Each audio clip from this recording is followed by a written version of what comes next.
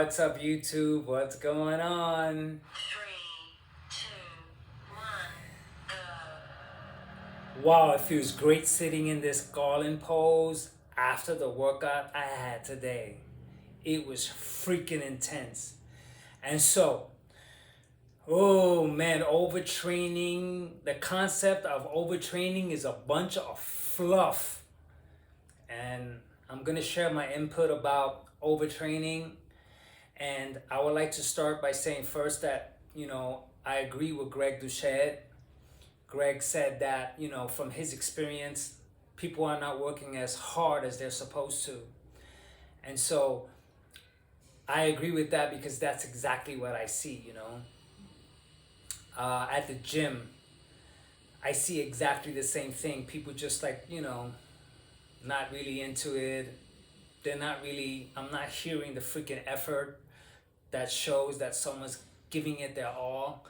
And so when it comes to overtraining, that freaking conversation is just a bunch of fluff. And what I mean by fluff is that it really does the concept, the idea doesn't really go anywhere. It kind of like a fluff idea. This person says this, the other person says that, and it's like we seem to just embrace that concept like, yeah, overtraining is bad, but then that's it. Like there's nothing else to it. Like no one ever says, well. And so I'm going to start by telling you this story.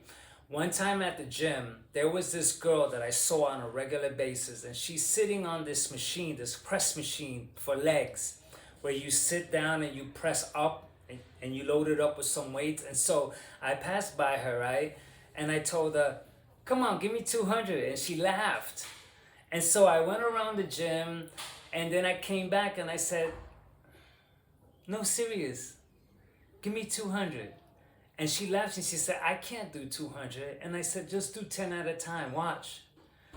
And I knew her well enough for her to trust me. And so she did 10, she did 10, she did 10, she did 10, she did 10, all the way to freaking 200. And all she could do after that was look at me like this. That's all she could do. Because it just showed that somewhere along the line, someone told her, you do 3 sets of 10, and that's it. And because that's her concept, that's what has been told to her, she just followed suit. But she didn't know her own capacity. And that's my point, is that a lot of training has a lot to do with someone's capacity and how they go about training. And so the next person I want to talk about is Arnold Schwarzenegger, because in the interview, the Blueprint to Cut interview, the question was, what do you think about overtraining? And Arnold said, well, I like to be a little bit overtrained because I respond better. And so I was like, what a freaking answer, man. You know what I mean? It's like I'm following the best. What a freaking answer. He noticed that when he trained hard, that was considered overtraining, that he responded better. But then he said Lou Ferrigno and Frank Colombo, they didn't respond well to overtraining. And so this goes to show that it's on a person-to-person basis, and that the rule can't apply out as a fluff conversation. Oh, be careful to overtrain, be careful to overtrain. Because what happens is that I notice that people are cutting themselves short. They could do so much more, man. They can keep going so much more, but because of the idea of, I don't want to overtrain, so they're doing 3 sets of 10 and they're walking away. Meanwhile, they could have did 5 sets of 10, 5 sets of 12. They could have did 5 sets of 12 and rested, and then did 3 sets of 15 with a lighter weight, and they could have kept going until they. And this is one of the reasons why people are not getting the results that they want. I know someone who's not getting any results, and I know it's because he's not freaking getting down. He's not putting his foot forward to do the best that he can at the gym. And so, man, I am not following that concept whatsoever. The next one is C.T. Fletcher.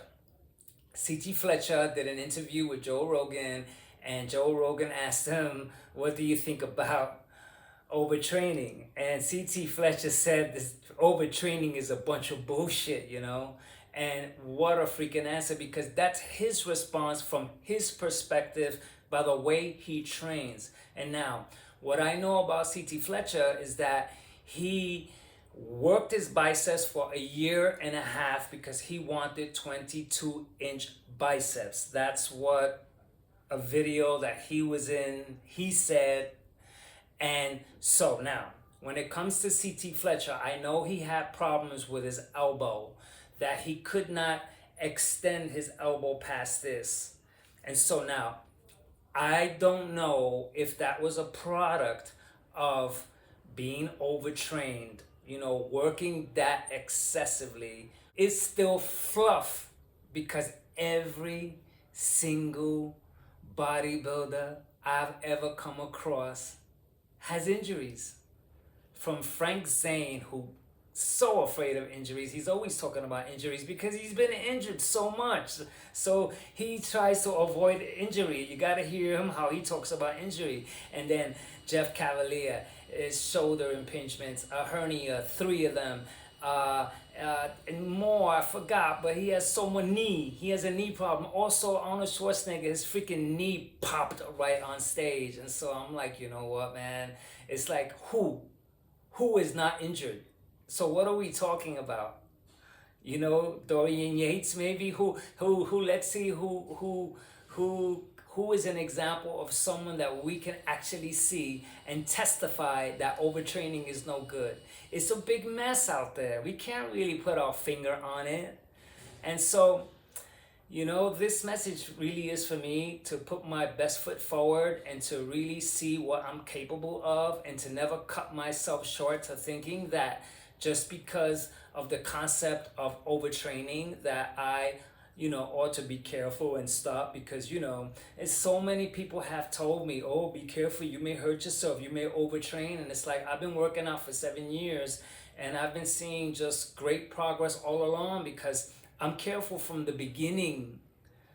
I'm careful for every single exercise that I ever approach. I don't like look back and say, oh my God. I'm very careful, and I watch myself, I watch my videos, and I make sure that I am safe in the gym. And so far, like another point is that someone could look at my workouts and say, that's a freaking warm-up.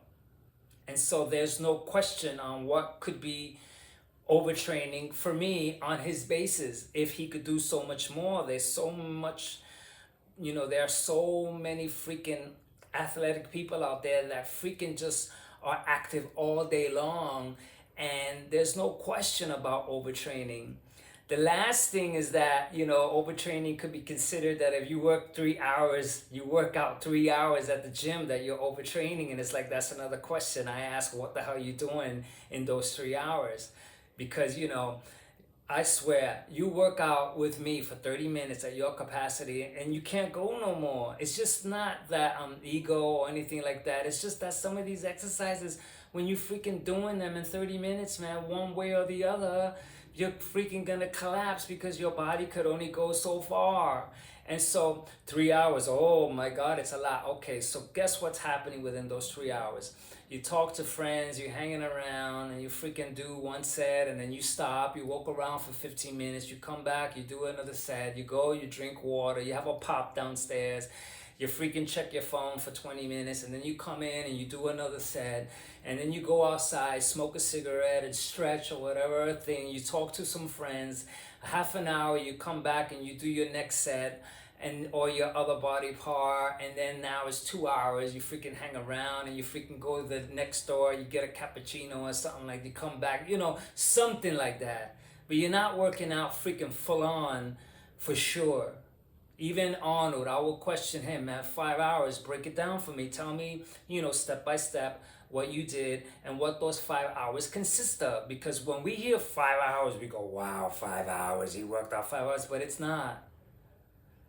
And so this is the whole thing with overtraining, that, you know, I don't want to take these concepts that people seem to throw out there. Someone said that you know, one guy who overtrained, he pissed like green or something, or yellow or something like that. And so there's more questions to that, because on the other hand, if you're really exerting your body that much and you're not drinking enough water and you're not really replenishing your body and you are dehydrated, your piss will come out concentrated. And so that's another thing, that's another factor to look at, that it's not so much about, oh, you know, it's because of overtraining. We seem to like maybe blame it on overtraining because we need to blame it on something, but we are not looking at all the other factors that, you know, during exertion, your body is put through pressure. And so during this pressure, you ought to make sure that you replenish the right way, that you're freaking eating ideally. Now, the other problem with a lot of bodybuilders and people that train is that they train together with a freaking really strict diet. And if you're exerting yourself to freaking like that point where you're overtraining to the point, and then on top of that, you're walking out of the gym depleted and you're not turning to anything to replenish your body, and you're going to bed like that, you're not gonna wake up in good form. So it's like, you know, there's so many other things at play. And so I really thank Arnold Schwarzenegger for his answer. And I like Greg Doucette, that, you know, his observation is that we're just not working hard enough. And that's my observation. And because of that, I work out harder, because I know that I can push myself and bring myself to a certain type of max for me, for my level, for my age, for my capacity. And so enough of the fluff. I always wanted to share my thoughts about overtraining. And then at this note, you know, please be careful, man. Don't make this mean that you ought to lift 40 kg when you can only really lift 30.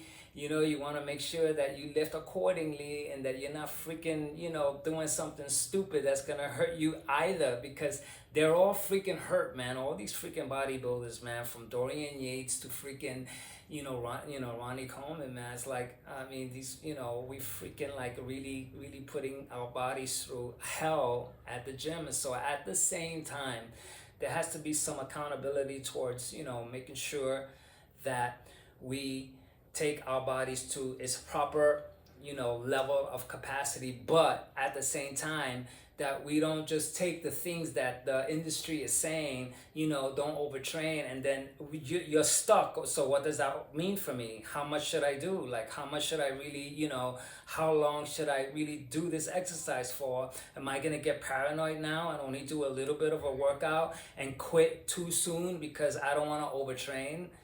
And there's the question, and that's where it gets fluffy. And so, if you hung on, thank you very much. And that's my 2 cents. Catch you later.